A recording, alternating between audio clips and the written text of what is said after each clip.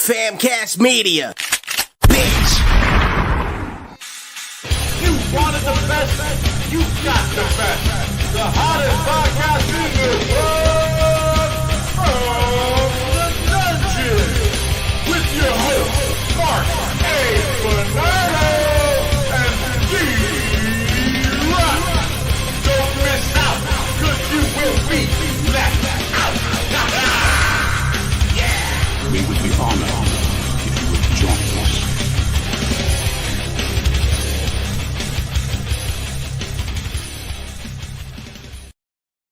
What's going on? Welcome to Fun and Dungeon Podcast. I'm your host with the most, the podcast king, Dee Rotten, along with the main man, Mark A. Bernardo. We are caught in a blizzard. Bad blizzard, bro, out there. Bad blizzard. No, it's snowing. I wouldn't call it a blizzard yet. Nah, yeah. I mean, I was driving home from it, though. I was driving home, and I was driving like about 30. Didn't feel too comfortable, bro, you know? I mean, the road, you know when you drive on the road, you still feel it pull you and shit a little? And you're just like, I hope no other motherfuckers are around me being a dick, because I just want to get through this. Exactly, That's bro. the whole thing. It's like, exactly. who's going to intrude on my fucking thing? What up, What up, E-Dog? E? Exactly, bro. You know, I don't want to fucking, you know, who's Yo, gonna D. fucking whack me? Ask me what kind of weed I'm smoking. What kind of weed you smoking there, Mark? Amarena de Limon. What the fuck is that? It's Was what that I some ordered. French shit? Thought it was a little Spanish. Amarena. I don't know. It's white people trying It to could be figure out. French. I think it means something with cherry. Yeah, we're safe out there, bro. We're safe. We're home, bro. Well, I might be in Brooklyn, you know, in the video, but I'm home, bro. What up, Mr. Scott? What's going down? Get down with the get down. What up? All these sports fan out there, we all loving that Philly just got that fucking ass kicked by Tampa Bay. Go home like Dallas. And Back to reality. my thing is this, bro. I don't watch sports, man, but you know what? I would love to see Buffalo win the fucking championship. Not the Detroit Lions. No, because Buffalo got their ass whipped 4 times when I used to watch football, bro, in the 90s, man. And they got revenge. You want them to wash their hands with the I hear you. Yeah, come on, man. Bring Scott Norwood to the game and be like, you know what? You can come back home. You know, we didn't burn your house down. I'm going for the Ravens for the AFC. Ravens look too my tough. choice. I'd be going for the Raiders, but you know they ain't going to no fucking Super Bowl. No, but they looked good at the end of the year. The Raiders were tough. They're going to hire Antonio Pierce. Let's see. Oh, there we go. Look at that. Mr. Scott said Buffalo 90s revenge. They're on the 90s revenge tour, bro. They're like Kiss, bro. What was that fucking song from what was that song from the Revenge album, bro? I was sent through ages, getting cage to cages. I'll eat your soul. But you are the disease. Unholy. Yes, there you go. Unholy, bro. Oh, Good man. album. Really good album. You know what they say though, man? That was the only song on the album. That song made me buy the album. No, there's a song called Spit. There's a song called Spit, a Gene song. Yeah. You don't mean spit to me.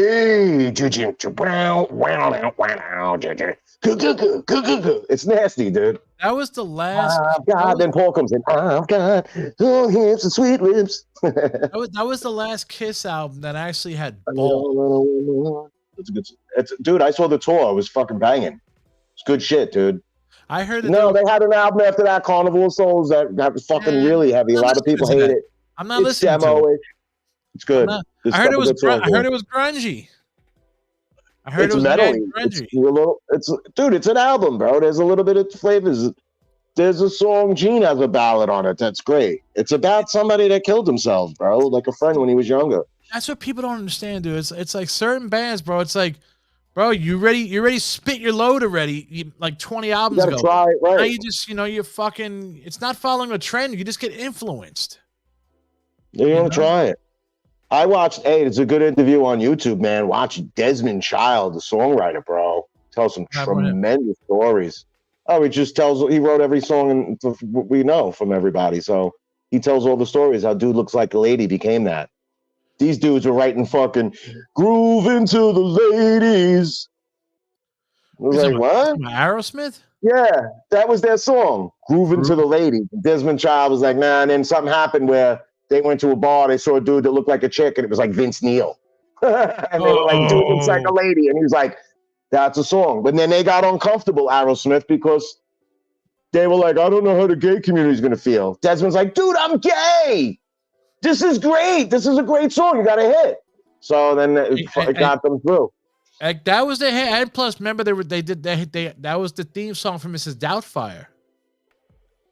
The Robin Williams movie. Yeah. So they had a double whammy, bro. There's a couple of Aerosmith songs that are in movie. What's that one?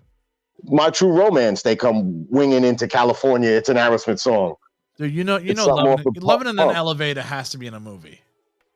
Has to be in a movie, bro. Loving an elevator, giving it up while I'm going. You kept giving it up while I'm going down. What the? Come on with these lyrics. You ever watch the making of that record? It's tremendous.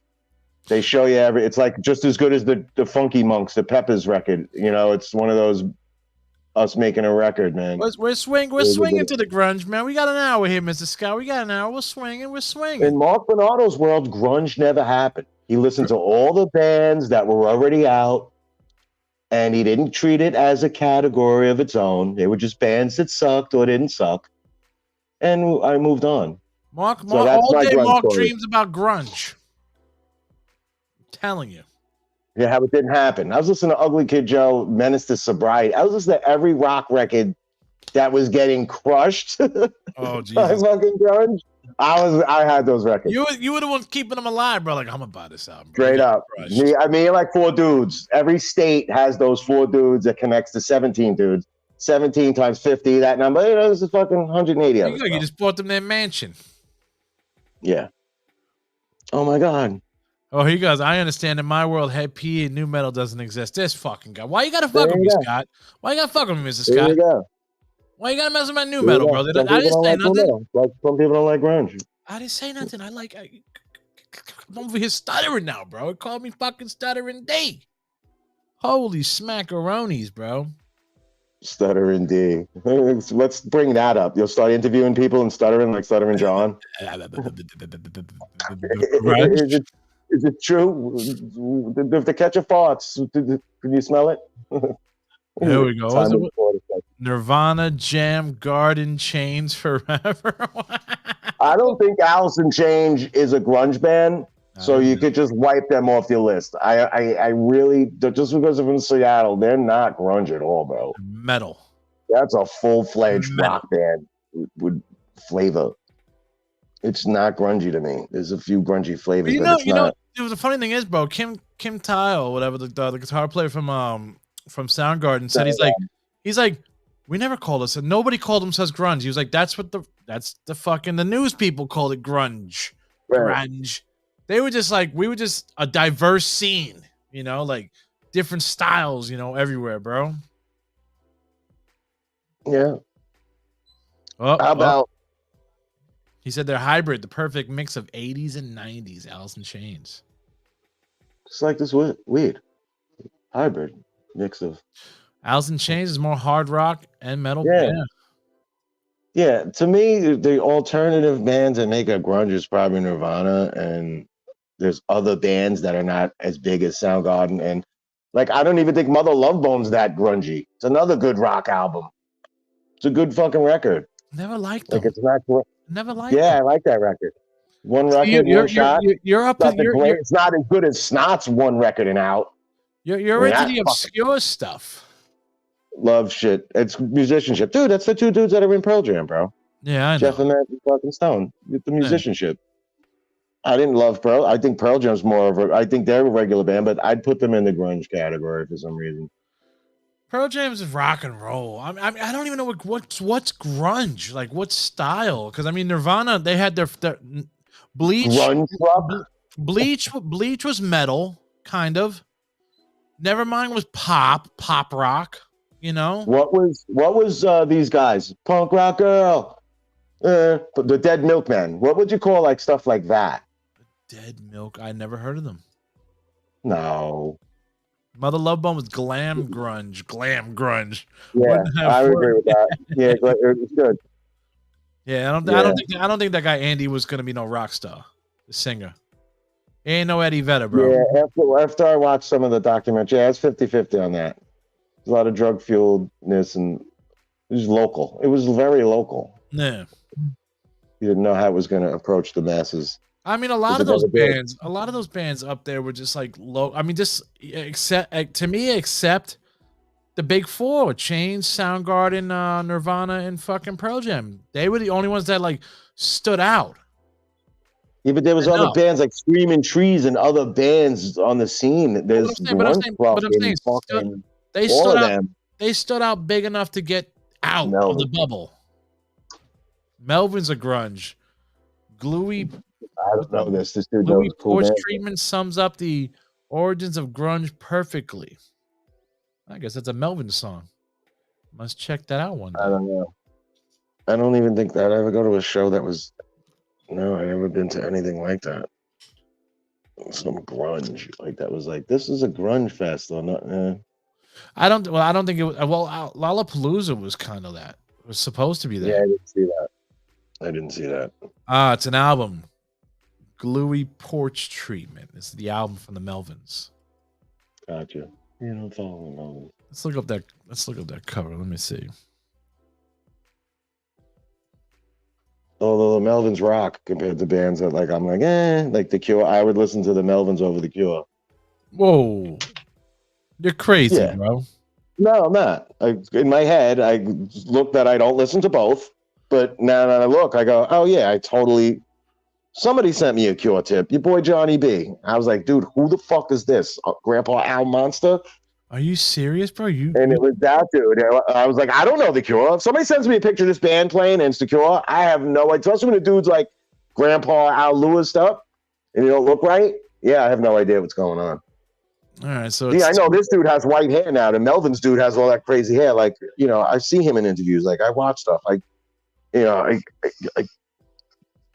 keep on top of people I don't know too.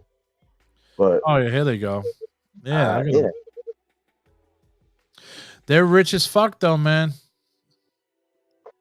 They don't look like they got money, but that guy right here, the drummer, Dale Crover, he was on one of Nirvana's, actually two of Nirvana's albums, and he pulls in at least about 70,000 to 80,000 a year just for being on those two albums. Those two writing credits or the yes, work. That's insane, bro. You could just sit there on those two albums alone. And nobody knows him. Oh, in a lineup we couldn't find. Yeah, Dale, some people like that rolling around you don't even know.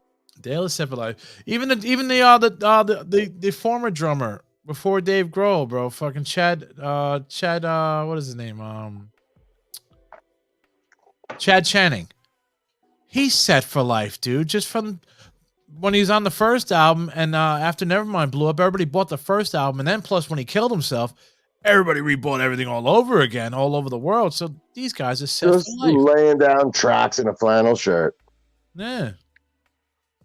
The homeless drummer. He ain't homeless, man. No, don't believe these guys ain't homeless, man. These guys got some money, man. They're chilling, bro. Especially they probably made a shit ton when Kurt I don't know if he fucking killed himself or not. That's still up in the air. But when Kurt killed himself, no, he did. It's all in the music. Believe me, there was no happiness there. You see any joy for him? Come on. The ladies of grunge, L7. We'll get into L7, bro. Don't worry. We'll get into the ladies of grunge. But more or less going to talk the sad stuff and the grunge stuff, man. Like you don't think Kurt Cobain got fucking off. You think he offed himself. You're saying in the lyrics? Yeah, he looked like an unhappy, or was he in pain too a lot? Some kind of stomach thing. Yeah. Fucking somebody else lived like that. Maybe Prodigy. Prodigy, stomach aches, or stomach hurt every day of his life, bro. Yeah, that dude was in pain his whole life. He had sickle cell though. Nobody knew what the hell fucking. Kurt went to like 20,000 doctors, bro, and they're like, "We don't know what's wrong with you." Some people are like, "Nah, I don't want to go to the doctor." No, they said he went, bro. They said he went, bro. And the doctor's like, "I don't know what's wrong with you. It's all in your head, boy. It's all in your head." I hate when they say that it's in your head. No, it's not, motherfucker. I know what's in my head, bro. Everything you don't know about scientifically that has not been found, and I have it. Like, shut up. Exactly. what is it? They should be making more money if Courtney wasn't cock blocking with the. Courtney doesn't have anything to do with the money no more now, man. I watched a little thingy thing. She sold her percentage, so it's basically Dave Grohl and Chris Novoselic each own 12% of Nirvana. They get 12% royalties, and the rest goes to his daughter and some other dude who bought them from Courtney. Well, we got one right here for you, Mark. You don't like grunge. You don't know. The stomach pain was a front. He just liked heroin. Fucking dope. That's another thing too, bro. Bro, heroin killed that whole scene, bro. Heroin wiped out that scene. Heroin killed every scene that's ever had heroin in it. So it's just another one. It's just everybody, it was like a stoners industry grunge too, wasn't it? Everything was just like, everybody looked like they were in a standstill in life. Yeah, they would look like they were frozen, bro. Yeah, you watch those videos of those kids from the 90s, like in Seattle, like they have a fucking cabin and they just take videos of themselves. I fucking love those, bro. They had a band and shit. Yeah, everybody looked like they were in mid fucking life crisis, kind of. What is it? And politics killed Green Day. Yeah, man, Green Day's getting too much political, bro. It's like, bro, you're a rock band, dude. You need the Rage thing? They broke up, man. I don't know why. That was it. It came out. They'll never play again. What happened? Brad Wilk. I don't know. He issued a statement and everything. They'll never play live again. So good. Let's get everybody on their own project now. You're fucking 27 years too late on that. You know what kills me though, man? It's like I wish I had a chance to see them this last year. Well, when they were fucking playing this last one, and I didn't go. I was like, "Fuck!" Look, you should have saw them the first time when it was real and it was organic. Shit. There wasn't fucking you going with people's like just because we're going like pseudo fans and shit. Bro, I knew people that went. I knew Deep people 2000s are pseudo fanish, bro. These Guns N' Roses shows and these things that people trying to make up for 25 years ago if you didn't see them. Bro, it's not the same, bro. People that went to see them when they opened up for fucking for Wu-Tang Clan, bro. Well, no, when Wu-Tang opened up for them. Wu-Tang opened up for them, bro. Great. Saw Rage twice, and it was one of them was that, and the other one was the Mumia, the Free Mumia with Bad Religion and Beastie Boys and fucking Chuck D. Yeah, it was good, man. Yeah, the record labels push the drugs, bro, to keep the artists happy so they can get the albums out. You know, or Tom Morello. Wait, because Tom Morello is insufferable. I don't know about that. I mean, they're all a bunch of fucking clute fruits, in the words of Axis. They're all a bunch of clute fruits, but they're kind of not on anything in fucking 20 years other than that live recording. It's like Tom does his shit. I don't really follow that. The funny thing is, hear anything that made me want to listen to it. The funny thing is too is that fucking people asked Be Real. They said, "Oh, so now Rage is broken up. You're gonna go back on tour with them?" And then he's like, "No." That was just a thing. What, that Rage with Cypress or whatever? Yeah, well, that was cool while it lasted. Was it Pepsi bought Rage Against the Machine? What? That's why they broke up. So I'll be embarrassed as fuck. Mrs. Scott, he's raging for the establishment now. Keeping it real goes wrong. Keeping it real goes wrong. Rage Against the Machine breaks up. Bum, bum, bum.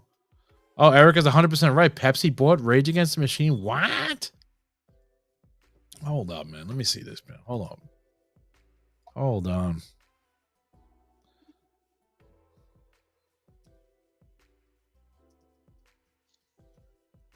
Yeah, it's sad that corporations are just anything. It's a shame that everybody stormed the Capitol and didn't know how to do anything. They could have really did something. They could be doing that all over the place. But they weren't smart enough. They didn't coalesce. They didn't have a coalition. They didn't have a fucking thing. It's a shame. You watch movies and shit. You think that you could fucking do some shit that's unimaginable. No. Like storm a Capitol and do shit, or like maybe take over somebody's desk and then run it. Nah. They had a chance. They all got in there. Nobody can pull out a stamp and I don't see like, oh, we running it. Like that didn't. I don't know, guys. I don't see anything about Pepsi buying Rage Against the Machine. What we got? Look up Pepsi, baby embryos and Pepsi. Pepsi and Music for Nations promoted their shows. What we got? I thought they were anti-establishment, not when it comes to paying the rent. Rage is for hire by corporations. It's figuratively, dude. Hey man, you gotta tell me, bro. I'm over here looking for fucking Pepsi buying Rage Against the Machine, thinking I'm gonna see the choice of my generation on a fucking Rage album. Man, well, you got college radio used to push them on the West Coast. College radio doesn't even really, man. This is college radio. I'm pulling them out of my play. I'm keeping the 3 songs I like. Mark and I are the college radio of today. We are college radio. Basically. And I'm not throwing away my Rage Against Machine music. I got that. What was it? We got 6 discs. What do you got? You got the fucking 3 that are out. I own 2 live ones and the greatest hits. The first album is the only album that has all bangers. Second album has maybe 2 bangers. Third album has maybe 2 bangers, and that's it. And then they got that live album they put out. I bought that one, and that's it. No, they got a greatest hits where they do Stones, Maggie's Farm and shit, and yeah, they do some good songs, bro. What we got? They wanted one Pepsi, just one Oh, Jesus Christ. Dude, they do How Can I Kill a Man with Cypress on that thing. That's fucking great. That's worth the wait. Because just make sure to buy your Prophets of Rage $80 book. Prophets of Rage is selling $80 book bags? Jesus. Hold on, I gotta go call up Be Real right now and be like, yo, how much you getting out of that? $80. I thought we're bookless. Why would you need a book bag? Yeah, Mrs. Scott. It should be an $80 phone holder, a phone case. $80 water bottles. You know? This cat's bugging. But let's get back into it. So you don't let's take it back with the Kurt Cobain thing. So you don't think Kurt fucking you don't think Courtney Love got somebody to Kurt? No, not everything's a movie. No, I think we could all be home doing shit, and it's like, oh shit, he just killed himself. So even if they're saying he did like so much black tar, they were like, I remember there was he did black tar heroin. It's like, bro, what the fuck? What the fucking black tar heroin? He was weak. Sid and Nancy's excitement was better when I was 6 years old. That was that shit going on. And fucking Sid Vicious dead in his apartment, that whole thing. Oh, that was fucking wild, dude. You think Sid Vicious killed Nancy, or you think it was the drug dealer? They were all fucked up, bro. You heard the rumor that there was a guy that he knew they had a lot of money, and he came over to sell drugs, and he fucking offed her. Killed him and Sid was sleeping. Laid there and fucking right. Yeah, didn't he die like 3 days later? Something like right now it went. Oh, Scott, Sid died from pizza. I seen the movie. Oh man, come on. You know what movie he's talking about, right, Mark?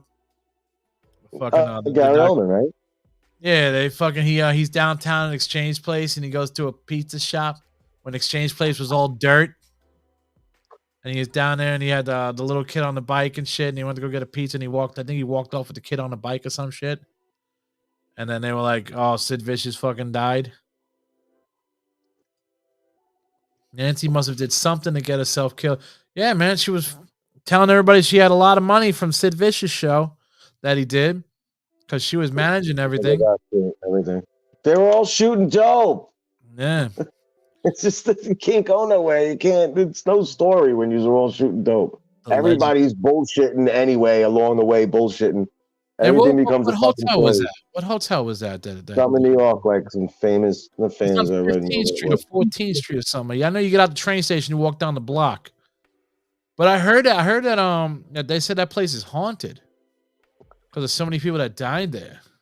Dude, I went to Max's Kansas City as like a 7-year-old with my mom and my uncle's wife to see that band, the Cellmates. I thought every dude was Sid Vicious, bro. Everybody had short blonde hair or punky white hair, and skinhead thing. I was gonna run into Sid Vicious. I was like, so You scared. ran into about 1,000 clones. Yeah, fucking crazy. Yeah, bro. I was picturing me a little fucking dude went to fucking Max's Kansas City. No, it's definitely she pissed off the drug dealer or something. Well, the drug dealer probably just wanted to rob him for their money, bro. And she's like, "Yeah, you can't get the money." He's probably engaged in the fucking stomach. You know, the Chelsea, the Chelsea, man. Yeah, bro. I mean, dude, I watched so many different things about Sid and Nancy, bro. And I know Mr. Scott knows the history about Sid and Nancy very well. You know, he knows what I'm talking about. He knows the skinny on the Sid and Nancy. But I mean, that's just another tragedy in the rock and roll. You know, you might as well just throw it out there. You know, sounds like we're just doing tragedies here. Rock and roll jockey. So now we got Kurt Cobain. I think he fucking offed himself. You think he offed himself, but the world thinks that you know, something different. Sid and Nancy, I think the drug dealer fucking, you know, engaged her in the fucking stomach and took a wad. You know, while poor Sydney was sleeping in the bed like a fool, you know? And then Sydney wakes up and he's like, "Oh my God, Nancy, what happened? You got blood all over the sheets." You know, it's like, yeah, no, that's just that could have even been my uncle. I don't even know. No, Nancy was not cute, dude. Eric, you need to go fucking put on some brand new glasses. She was a fucking atrocious. The story with Nancy goes from what I heard from my uncle Johnny Rotten. You know, I'm related to fucking Dee Ramone and Johnny Rotten. That's my uncles. And my uncle Johnny Rotten said that he introduced poor Sydney to fucking Nancy because Nancy wanted to get on his bones and he didn't want her on his bones, so he fucking tossed her to poor Sydney, and she corrupted Sydney from the fucking get-go. No, that's truth though, man. My uncle fucking Johnny Rotten said that though. Said poor Sydney. He calls him Sydney, so I'm gonna call him Sydney. They're all junkies. Not Rotten, dude. Rotten wasn't a junkie. I think it was just him, dude. Johnny Rotten and the other two guys, they didn't do shit. You know, what's his fucking name? Jones and I can't remember the drummer's name. Steve Jones was a heroin addict. He was doing dope. Yeah, I believe he did dope. Sure. Oh, Jesus, these fucking guys, man. Still around to tell about it. It may have been a junkie fight. He did her in. Maybe, bro. You don't know, bro. That's a good band name. What, junkie fight? Yeah. She's the punk Yoko. Oh man, this guy, Mr. Scott, says that what's the name, bro? Mr. Scott, PIO. What does that mean? Public Image Limited.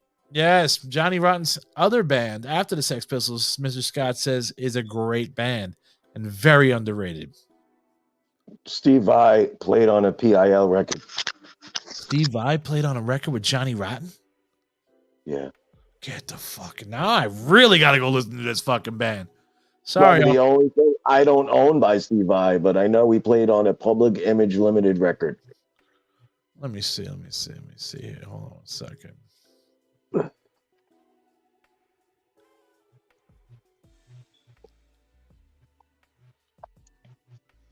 You should have that on your watch. I get one of internet watches.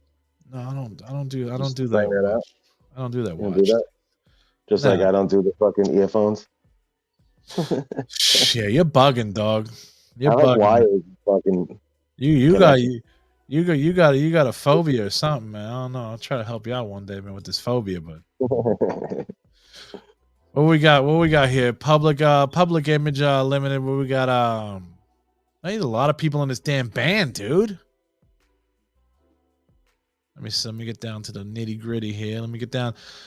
Current members is Johnny Rotten, which is Johnny Lyndon. I don't know why he uses his real name. He's still in the band. Bruce Smith, Lou Edmonds, and Scott Firth. Well, Scott Firth ain't an OG, but the other three guys are OGs. They had the first album came out in 78. The last album came out in 23. So they got 1, 2, 3, 4, 5, 6, 7, 8, 9, 10, 11 albums. Damn, Monk. Holy shizzle. Who's that? PIL? Yeah, they got 11 albums. That last album came out last year. End of the world. End of world. Just no vibe playing one of their records years and years ago. Maybe in the 90s. Let me see. Steve Vai. Let me see here. Well, yeah, something like that.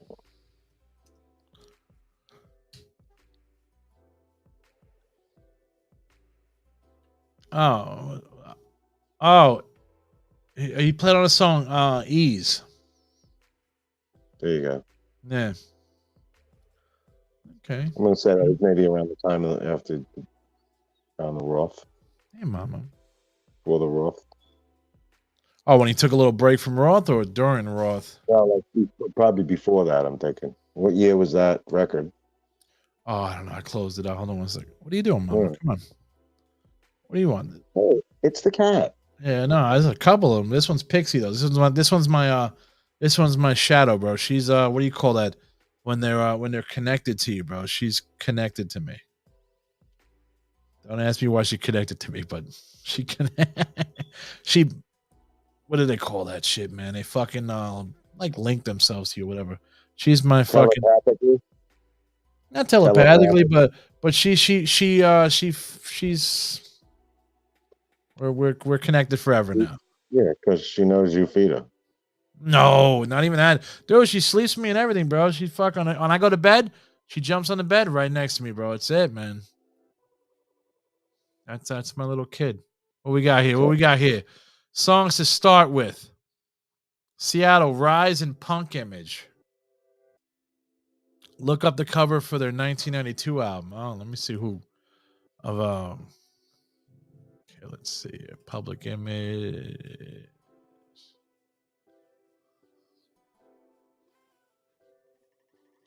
Let's see. He said the 1992 album here. 92 is.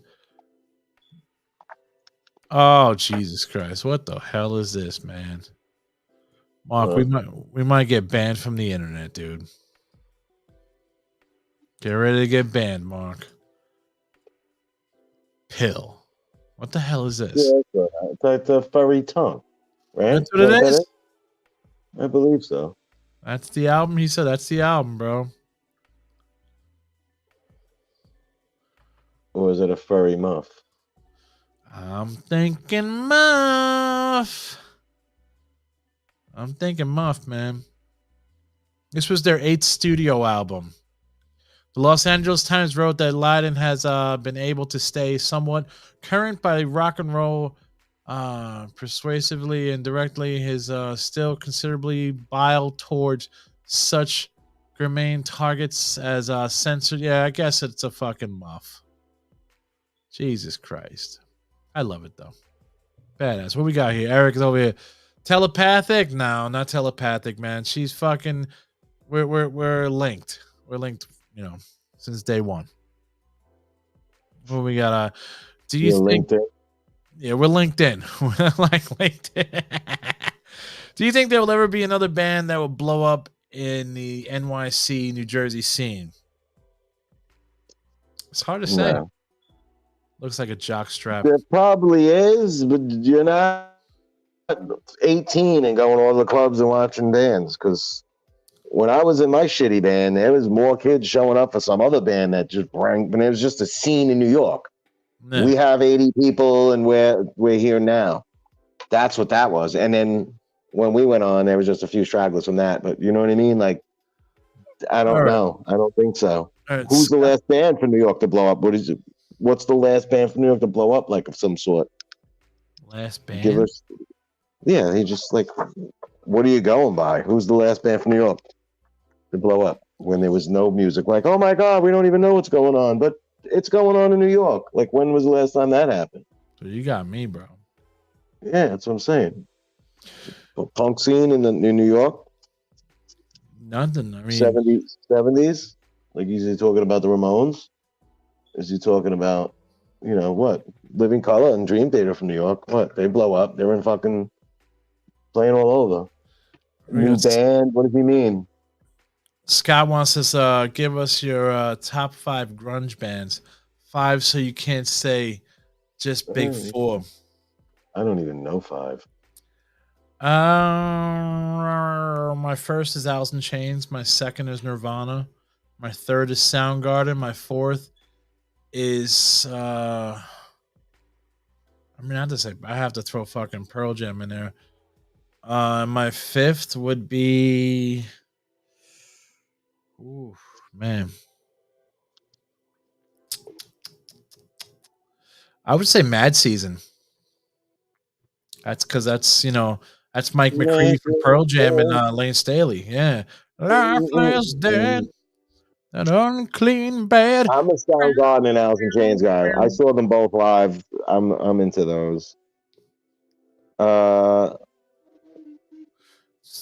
There's a band that I have on a soundtrack. Are they from the scene? Grunt Truck? Why do I like that song from that fucking soundtrack I have? What soundtrack? I just want to ride my freedom flag. I just want to fly. I just want to fucking crazy grunge fucking heavy shit on a soundtrack something I have from the 90s. What, the single soundtrack? No, it's on something else. I forget. Grunt Truck. They have to be a Seattle band. And I don't follow the Screaming Trees, but I've seen some things that are really cool. Just pick your 5. You know 5. Alice in Chains, Soundgarden, Mother Love Bone, Pearl Jam. One more, baby. I don't know anymore. I don't follow any other. You know more. Queensryche. That's from the same area. The same area. Jimi Hendrix. I don't know. There's got to be something. I don't know. I don't know. I don't know a fifth one. I really don't know a fifth one, dude. What fucking? You tell me all those CDs back there, bro. You don't got a fifth grunge band? I don't even own any. I just barely own Soundgarden. I barely own fucking Pearl Jam. I got Melvins. Alice in Chains. I got mostly everything. No, I have nothing like that. I have no alternative music really. Just say it's a musicianship. Scott's saying, just say the Melvins. Just say the Melvins. Melvin, dude. Couldn't name a Melvin track. I don't know nothing about him. I can tell you one Melvin track, bro. It's called Pure Digital Silence. And it's just fucking shh to the whole fucking track. Oh, like that. Oh god, they were such fucking dicks. What we got here? E-Dog said, I would say that the last band to go big in the area was Sworn Enemy, long time ago, and 40 Below Summer. Well, you're forgetting about El Nino, bro. El Nino made it bigger than both of those bands. You know? And Dragpipe. I'll stay on Dragpipe all day.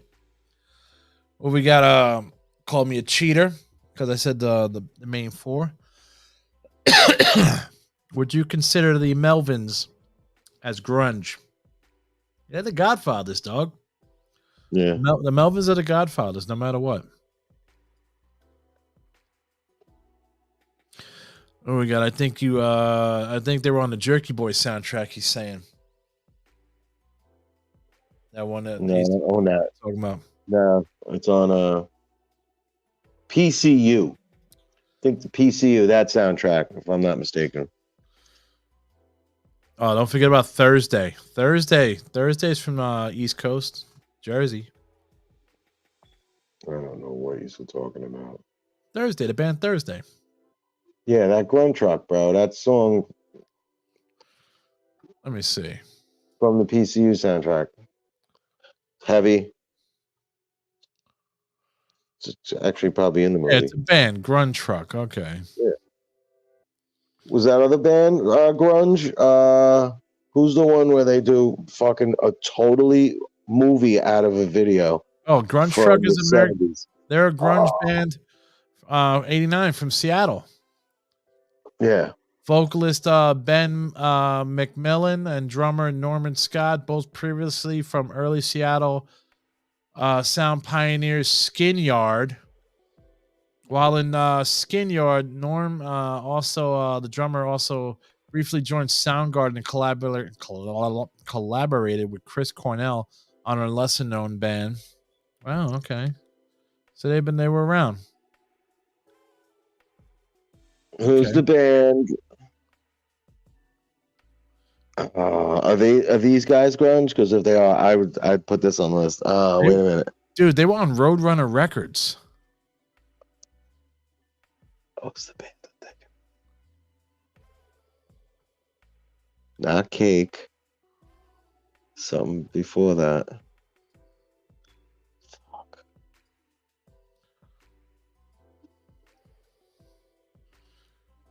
There goes your band. Grunge Truck.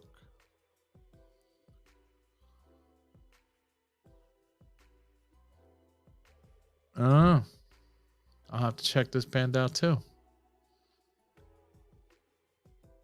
But I'm surprised they were on fucking Roadrunner Records. Roadrunner.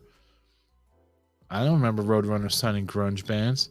Oh, the lead singer is dead. He died in 2002. What's up? So I don't know who the hell's singing. Oh, let me see the lead singer. Shortly thereafter, 96, 97, blah, blah, blah.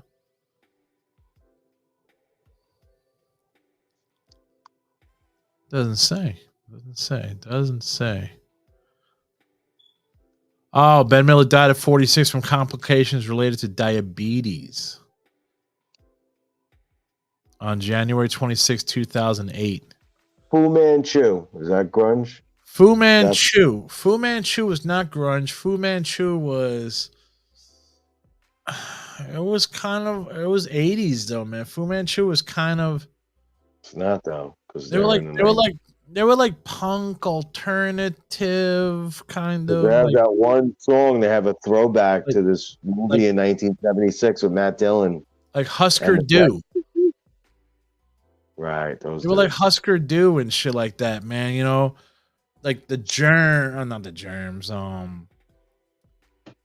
But Fu Manchu was up from like Wisconsin. They were like by like Wisconsin, Minnesota, somewhere up there. Skin Yard was Jack and Dino's band, the guy that produced Bleach by Nirvana. Okay. We got they did nothing for them. No reunion, I guess. Nope. Diabetes sucks. There you go. You know it, man. Alternative. Fu Manchu is stoner rock. Stoner rock. I don't know about that. I like Fu Manchu. He's right. They are a stoner rock band. Nah, so now we know, Mark, you weren't in the grunge, but you like the stoner rock stuff. Yeah. Then there's Stoner Doom and stuff like that. Let me ask you this. Going back into the grunge stuff. So you think Chris Cornell fucking hung himself? Or do you think that because he was putting out a documentary about kids getting taken and molested? Everything have to get connected to something. I swear to God. I think the depression pills he was taking fucking made him kill himself. Nobody ever comes up with that for some kid in the back room that kills himself when he's not famous. It's like, oh, do you think he was going to release? Dude, the dude fucking killed himself, bro.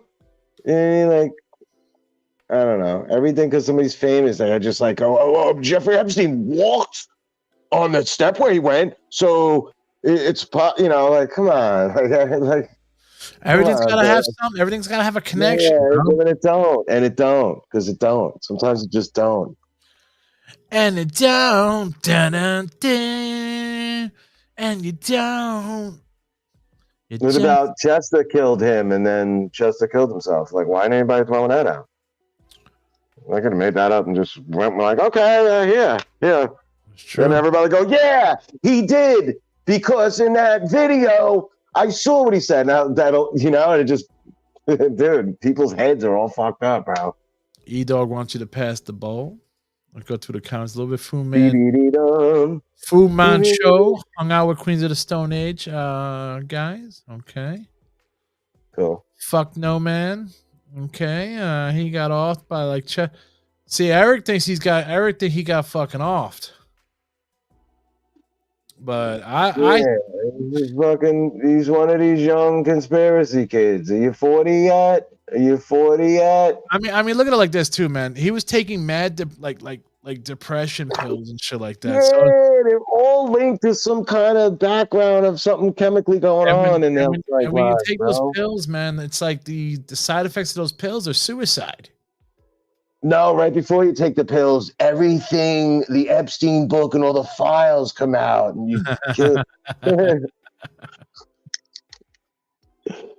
Oh man. E-Dog said he's 41. He doesn't believe He's chilling on them fucking theories. Katy Perry is John Benet Ramsey. Oh my lord, that's great. She kissed a girl, bro, because she shut her eye and then opened it and shut it again. She has a total glitch. It's a glitch in the Matrix. Love the internet with the glitch in the Matrix, bro. Bro, man, the Matrix is real. Somebody doesn't act, and then they go, "Oh my god, she did something fast and then stopped and did it again." Some people think the Matrix is real, dude. You know, some people thinks, you know. Yeah, that movie should have never came out, and nobody would have fucking thought a fucking thing about it. Mind control, baby. He says mind control. Oh, bullshit. John Benet Ramsey. Dude, I'm telling you right now, man. There's people that kill themselves. There's sick fucks in the world that kill kids and fucking, you know, and they just don't get caught. You know? Now we can agree on this, though. We can agree on this. We'll give it a little boom. Lane Staley fucking killed himself. We can agree on that. Lane Staley, there was nobody off Lane Staley. He shot Kurt. And then all the drug use, you know, and then that made him kill himself. You know, because he couldn't take that he killed Kurt. Yeah. So you think he was the hitman that Courtney Love hired? Yeah. To get close to him? No, there's no Courtney had nothing to do with it. It just happened. He strangled him first, and then he shot him. See, there you go, guys. We figured out what the fucking people in Seattle couldn't figure out. Lane Staley killed Kurt Cobain. It was called Junkie Fight. Lane's body gave out from the drugs in my book. Yeah, dude. He was a couple bags a day of heroin, bro.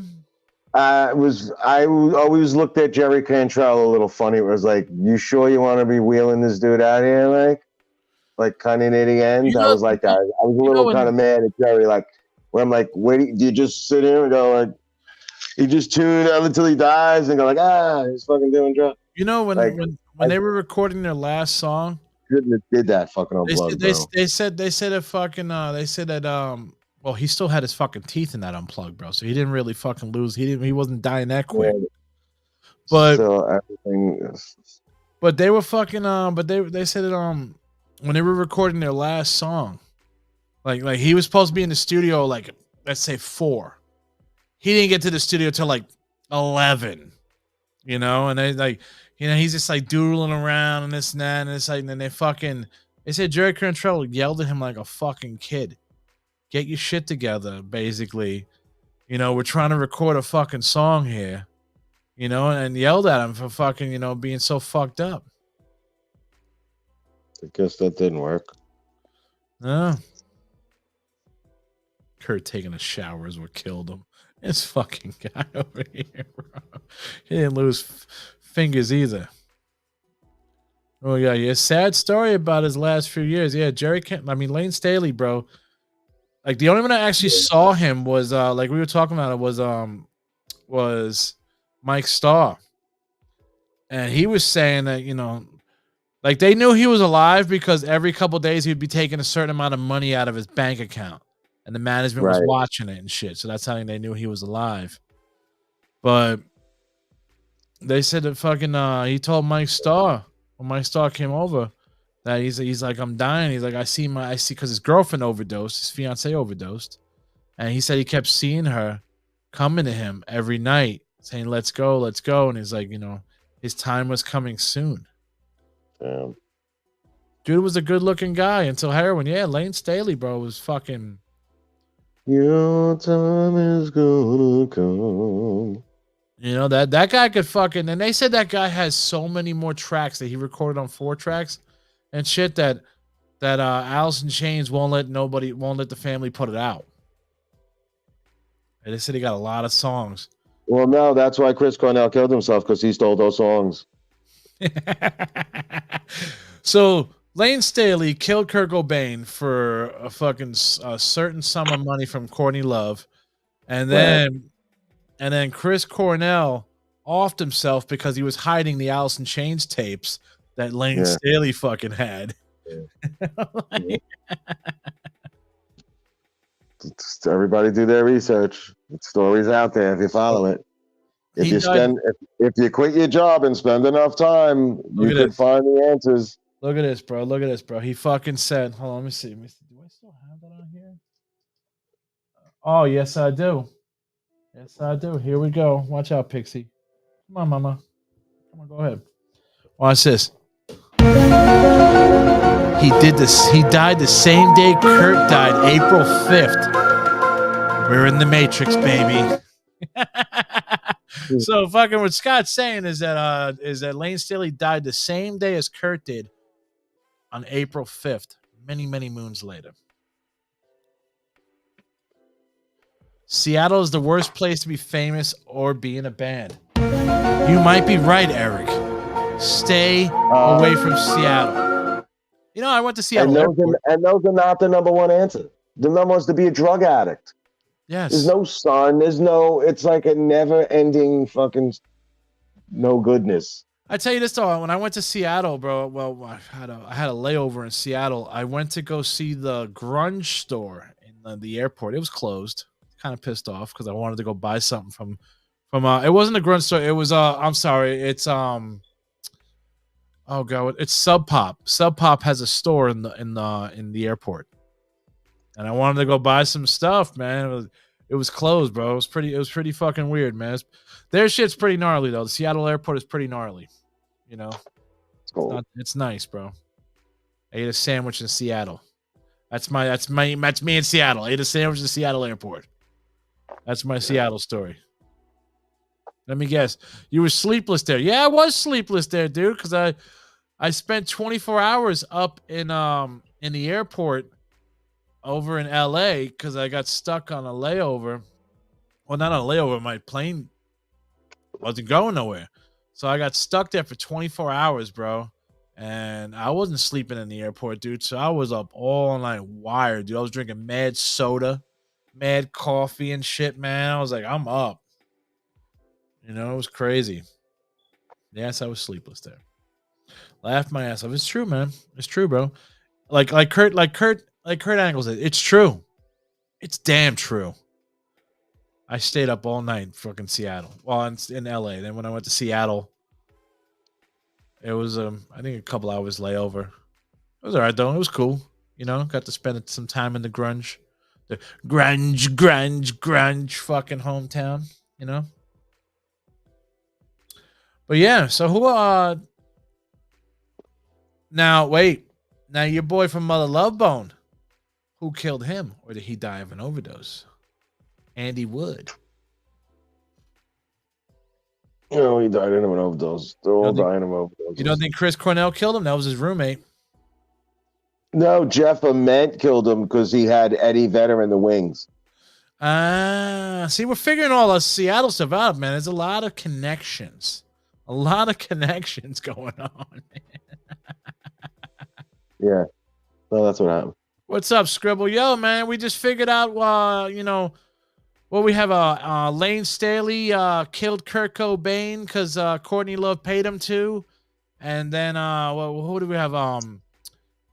Fucking Chris Cornell fucking killed himself because he stole the Lane Staley demo tapes. You know, Andy Wood got killed by fucking Jeff Ament because Eddie Vedder was waiting in the wings to start Pearl Jam. Bro, we're figuring it all out. No, Kurt killed Andy to become the king of grunge. Oh, there you go. Kurt killed Andy, bro, before they blew up, so he could be the king of grunge.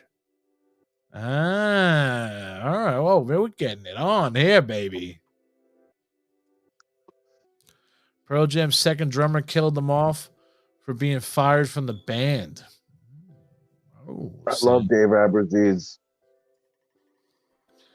Oh, you talking about that's the what are you talking about? The drummer from the first album? Pearl Jam. Yes. He was good. He's on I got something I listened to him on that's besides them. That's banging. Pearl Jam's their only album to me that was banging was the first album. That's it. Second album had like 2 bangers, and the third album had like 1 or 2 bangers. Yeah, I'm right there with you. Actually, the second record was good, bro. The second record was fucking pretty good, bro. What? There's 10? a lot of good rhythms and shit. That was a fucking. No, that's the first record. 10. No, the second one, Animal. Versus. And and then the third one, Vitality. Yeah. Dude, that's the dumbest name for an album. Yo, we're Versus. Like, really, you put a lot of thought into that, huh? A lot of thought into that, bro. Oh, here we go. Here goes another one. This is going deep. Dave Grohl killed Shannon Hoon to steal the Galaxy riff for all the cows. Ooh, Dave Grohl up in here, bro. Fuck it. He just had a birthday the other day.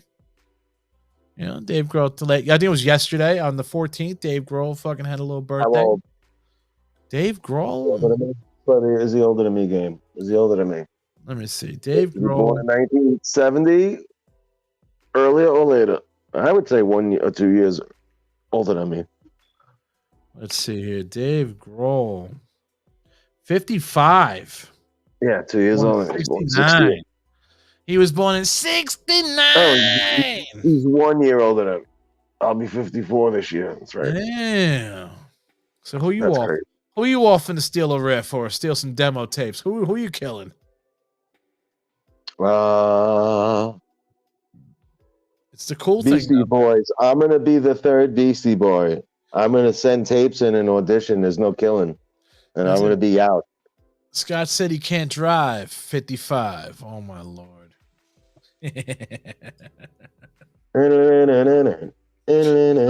Is there anybody we're missing besides that young lady? I can't think of the band's name where she was murdered and raped, and they found her killer like fucking 20 years later using DNA and shit. Can't remember that band's name. Well, from Seattle? Yeah, but they were supposed to take over the world too before the grunge thing broke. And some guy fucking raped and killed her on her way home after a bar. The Slits. Yes, right. The Slits. And actually, you know who's the Slits, right? The Slits, the lead singer from that band, the Slits, was my uncle Johnny Rotten's stepdaughter, because he married her mom. Yeah. No, not the Slits. What the fuck, man? You just said the Slits. That's who the fucking Slit.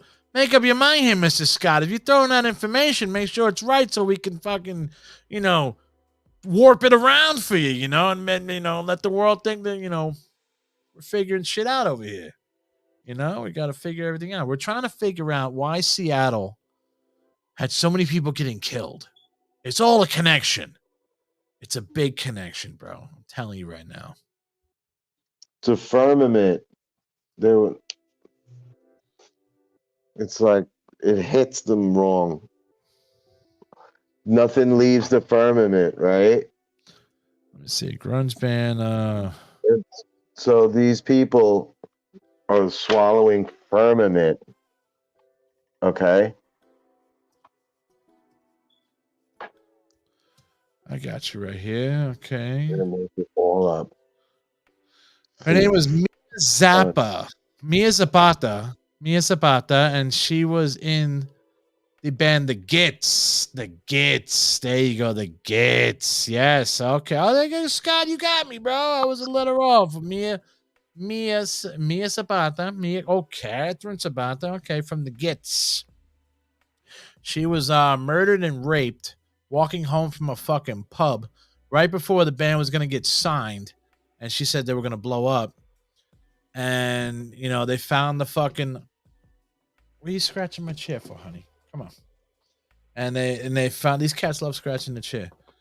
And they found the guy who killed her like fucking 20-something years later, 30-something years later, because he was in jail and they got to give his DNA sample. And they had a DNA sample on file. And he raped and killed a lot of people. He was just passing through Seattle that day. And she was in the wrong place at the wrong time, you know? Blood is on your shoulder. That's horrible. Sad, man. That one, we're going to leave it at that. That one. We're not going to touch that one, bro. Rest in peace. Rest in peace for her. The New Metal Mob wanted to take over. The New Metal Mob. Who the hell's the New Metal Mob? Eric? Who's the New Metal Mob? I don't know. It's his new band. That's his new band, the New Metal Mob? Yeah, you saw the suit he was wearing on Facebook? Oh, yeah. That's what dresses like in that band. I bet he wasn't there for the Starbucks coffee. No, he wasn't, sir. No, he was not. Deftones and Korn, the New Metal Mob. I mean, so you think Korn and Deftones went to Seattle and started a fight and beat up a lot of the grunge bands so they could stop their scene so Korn and Deftones can take over? Is that what you're saying, Eric? Hype P was just bodying people. Like they were doing that. And they were just bodying people anyway. He was just walking around California. I heard just walking up to people with bats, bro, bodying them. Oh my God. DJ Prada joining the Head P tour for like 8, maybe 10 shows. The DJ. How much they paying him? I don't know, but and he's graffiti. If you ever see that dude bust a piece, he'll bust something on your wall right now. You're like, yeah, I just went to the bathroom. Scott said a hole. Courtney Love was bodying everybody in the grunge era, killing them all. Hole killed grunge. Kurt died in 94. The New Metal blew up the same year. All little girls wearing the cousins of the Philippine Manson chicks, which are whole black girls with whole black t-shirts on. Yeah, man. That's like 6 years later. They're like, oh, we're into this now. I think the Filipino Manson chicks went to Seattle and took care of business because Courtney Love paid them to do it. I'm putting it out there, bro. The Filipino Manson chicks that we have on our shirts that are available at tonethreads.com/Front of Dungeon Podcast are the ones that went to Seattle and killed everybody for Courtney Love. Throwing it out there, bro. That's why we had to black out their eyes. We're not trying to fucking incriminate anybody, but we're just figuring this out. When Bush and Silverchair hit the grunge scene, changed back to wet panties for the girlies. Yeah, Bush was getting Bush. I hated Bush. Yeah, that first album was good. The second album was okay. That song, I want to punch somebody. I just hate straight riffs. Mark. Breathe in, breathe out, breathe in, breathe out, breathe in. That's all you got to do. Whatever. Yeah. Could have talked that. I didn't need that goofy guitar riff. Silverchair. I hate those guitar riffs that light up a nation. And you're like, dude, you fucking try to learn something harder. Silverchair. That's the smoke on the water of fucking. I think the singer from Silverchair had a fucking had a panic attack or something. And he don't even talk to none of the guys no more, bro. He just fucking faded. It's a shame. They had a couple of good songs. Oh, this guy, man. Hold on, Scribble. You didn't say you were gonna call, man. This is heavy shit over here, man. Hold on.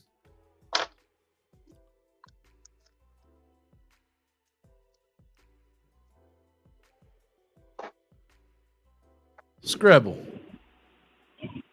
Yeah. This is some heavy deal shit we're talking about over here about the death of grunge, man. You got to be bringing some butter to this fucking steak. Honestly, I'm only calling so I can listen to the podcast and you can put me on silent mode. What? Yeah, bro. Usually I got Wi-Fi in the work van, but it's not working for some reason, so I can't listen to the podcast. All right, we'll put you on mute. All right. Work van. I know what that's all about. All right, we're muting you right now. It's kind of weird, bro. I never heard anybody doing that, bro. They call up a show. Yo, just mute me. Got to hear the show. That's a fan right there, bro. I think Scribble went to Seattle, bro, because he was in Oregon. I think he went to Seattle and took care of some fucking beefs up there and, stabbed them up a bit. I think throwing it out Scribble's there. working for the Red Cross, and he's going to pick up some junkie that used to be in some Seattle band in about 25 minutes. That's puking on the side of the road. Bro, that's what I think about Seattle and grunge per se. That's It just 100% got believable. floored by drugs, bro. It just got floored by drugs. That's 100% God believable. bless bro. you if you survived it. God bless any guy who survived all that shit and hanging out with them dude in that world. What is that? Silverchair's album Neon Ballroom is one of the most underrated albums of all time. Yeah, man, but I mean that's what made that guy lose his mind. And plus, he didn't want to fucking pay these guys any cut, man. I hate when bands don't like doing 50-50, bro. It's like, bro, stop the fights, do 50-50, call it a day. You're all making money. Like, do you really need all that money to spend? You all got the same fucking expenses. Why isn't there celebrity deathmatch anymore where we could watch like some 41 fight Silverchair and claymation fights? Something like that. That'd be good, man. That'd be a good one. 3-on-3 like battle. That'll be a fucking good one, man.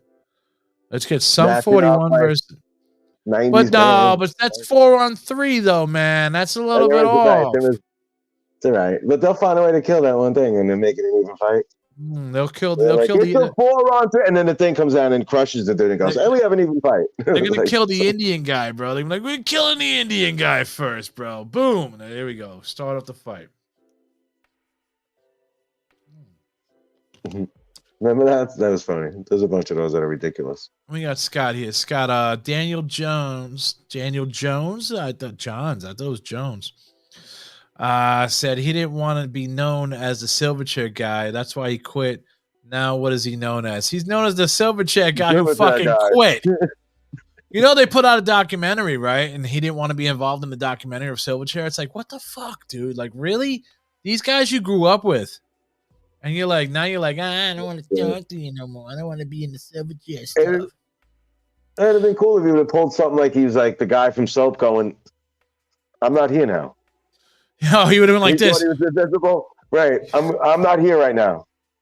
He thought he was invisible. He thought he once he went like this. He's gonna do You can't see me no more. I don't want to be in Silverchair. I don't want to make millions and squillions of dollars like fucking Jason Newsted or something, bro. Metallica with the Black Album.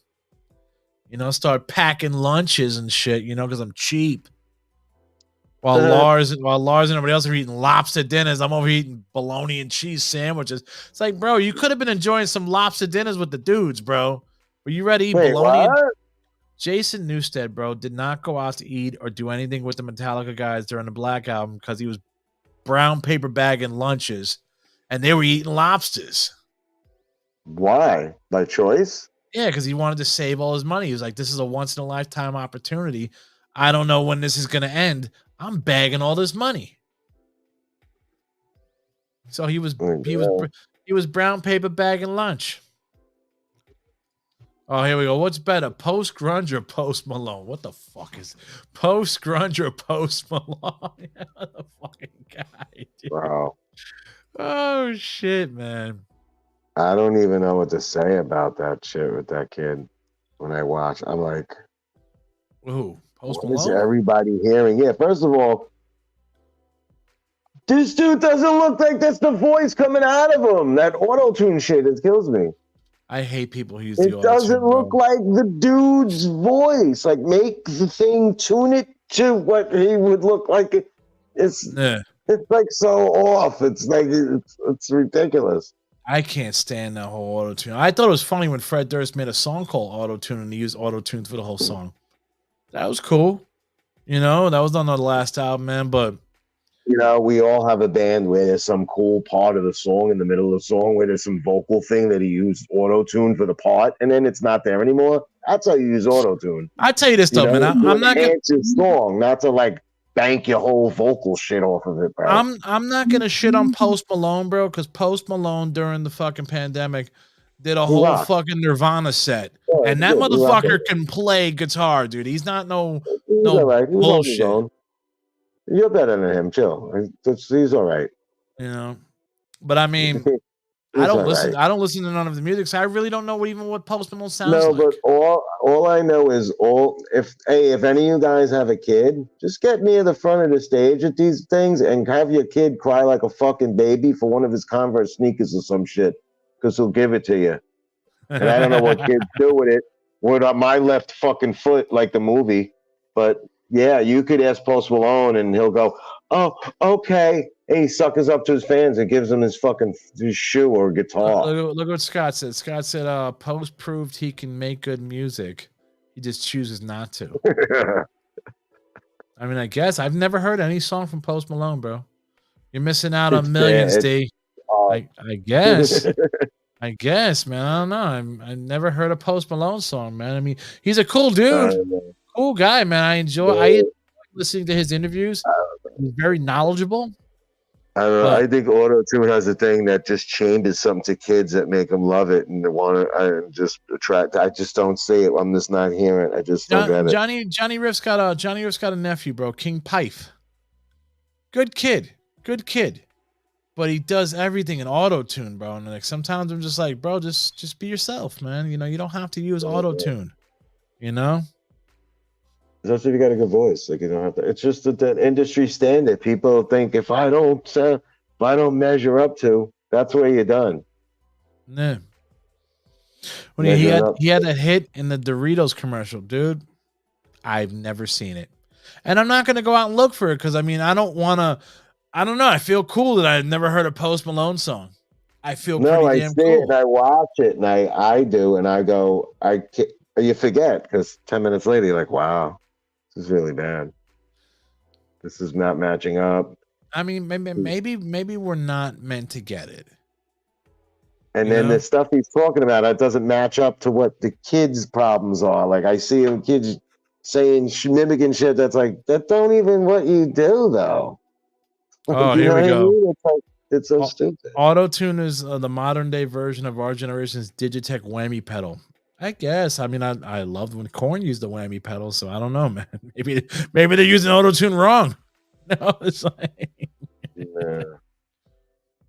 Will you play live again, D? Never. I'm done. I haven't picked up the guitar since 2017. I haven't played guitar or bass, and I have no desire to do it. I got a fucking acoustic right next to me on my left. I got my guitar in my closet. I have no desire, bro. I got it all on video, bro. I can watch myself play all on video all day. I'm fresh and I'm refreshed. I haven't played in so long too, but I'd be able to pick up and play. Remember the notes. Good. Yeah, I mean, but my fucking wrist at one point somewhere on my right hand is like, I don't feel right. But other than that, no, dude, I don't have the time. I don't have the time to put into fucking getting your right hand fucking, in proper shape. I don't play pro no more. I don't work at pro no more. So it's like I would be there every day, have a chance to play. Oh yeah, dude. You were always in the room jamming out with somebody, boop, boop, boop, boop, boop, boop, like. Well, when people would leave, then I'd like, come on, Al. Like me and Alan would get down. That's what would be up. I mean, I had practice. I was in bands while I worked there. You know how hard that is to do? That's why right now I'm like, I'm glad I didn't play. I was trying to put a phone in my pocket and fucking practicing. And then you like to look over shit. You're like, oh shit, people are like, fuck, I know Mark was in a band. And it's like the bands that are leaving watching and shit. And I had a look at Mrs. Scott. Bug Lover reunion at Tramps. Inauguration 2020. Nah, that ain't happening though. Bug Lover's done. He said Trumps. Did he write Trumps? Oh, Trumps. Oh, Bug Lover's Union at Trump's inauguration. You know what, man? If Mr. Trump called me to play, I guess I got to do what I got to do for the president of the United States. You know Stop. I'm a good American. I'm a good American, dog. I don't hate Trump, dude. I'll put it out there. I don't hate him because you know what? I got money back on my taxes when the man was in office. Now you got funky old. We all supposed to get money back. I hate stop with that. What? Not funky old man. Like you got extra money. It's because you worked. That has nothing to do with the presidents. No, dude. I made the same amount. I made the same amount of money now as I did all the years, bro. No, the president's doing nothing. This dude just pieced up the Indian guy. They lost tonight. Trump won that thing, and Yeah. the Indian guy bowed out. Well, your other boy, Fat Boy from Jersey, bowed out too. Yeah. No, you know who's going to be president? Some dude right now that's crossing the river with his family, bro. We get him cleaned up. One of these fucking refugees, bro. I'm telling you, it's going to be. They're picking him right now. And if they ask Bug Lover to be at the inauguration, I got to do my civic duty as an American to go up there and play the fucking O.J. Simpson song called Pensive. You know, I got to do my duty.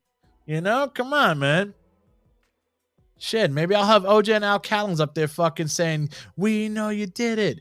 You know you didn't." You know, maybe a little Is that your grunge band?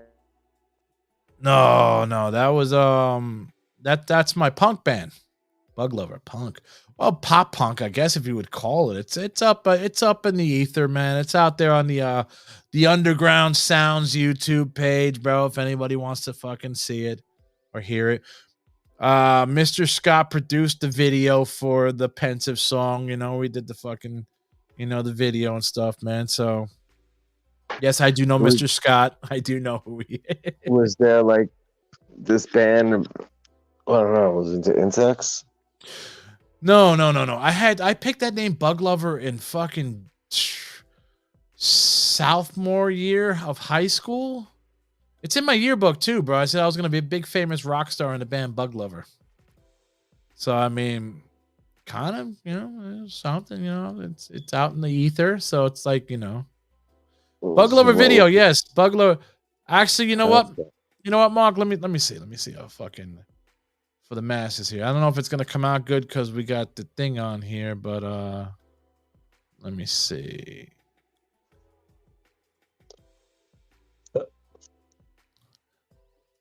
Hold on 1 second, people. I'm gonna see if I can find it. Oh, yeah, man. I wrote a song about the O.J. Simpson trial when I was in high school. It was What year were you in high school? 92 to 96. Oh, all right. The OJ years. Yeah, dude, I was in class when that was happening. Well, not when he was when he was with Al Callens in the car, but I was in class when they I was watching a Nick game. When they did the verdict, I was in class. I was watching a Nick game and they broke into that Nick game and throw you that OJ shit. That was crazy.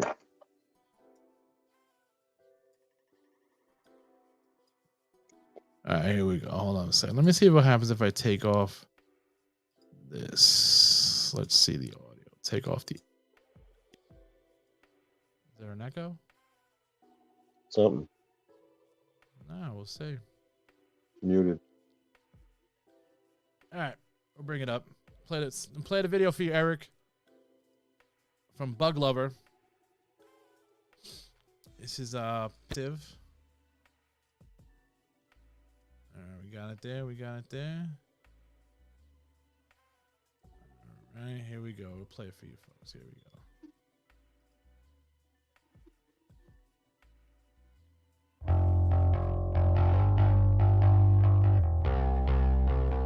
Little belly.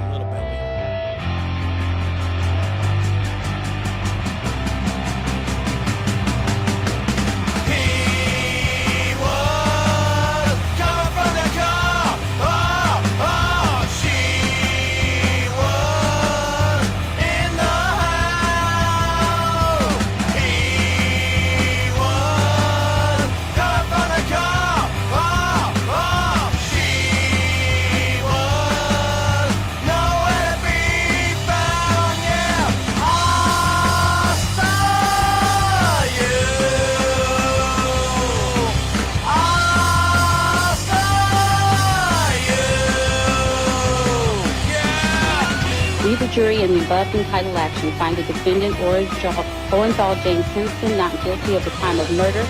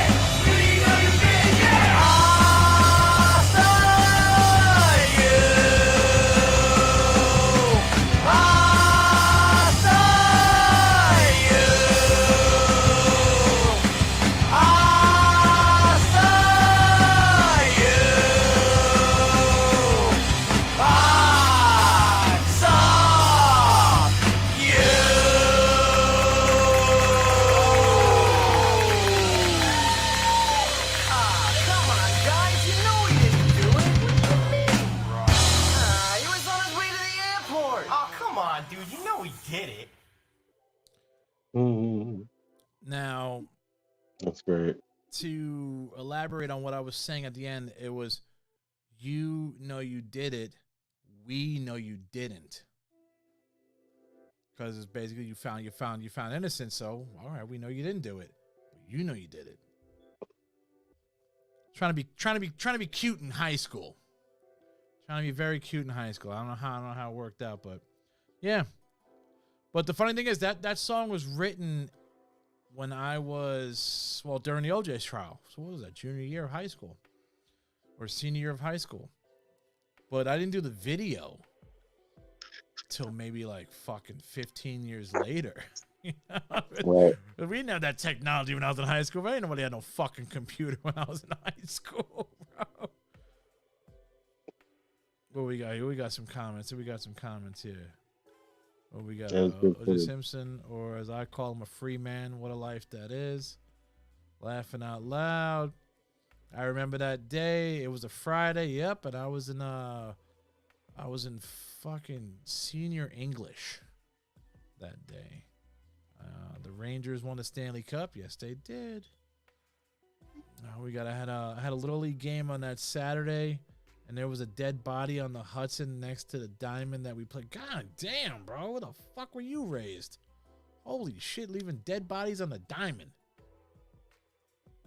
And we got. Bro, you did that now? Yes, yeah, dude. You know how many dead bodies I saw pull up on the Hudson River by the hotel when I worked over there, bro? It was insane, man. Reunion show 2024. No, never gonna happen. Sorry, but yeah, that was my video.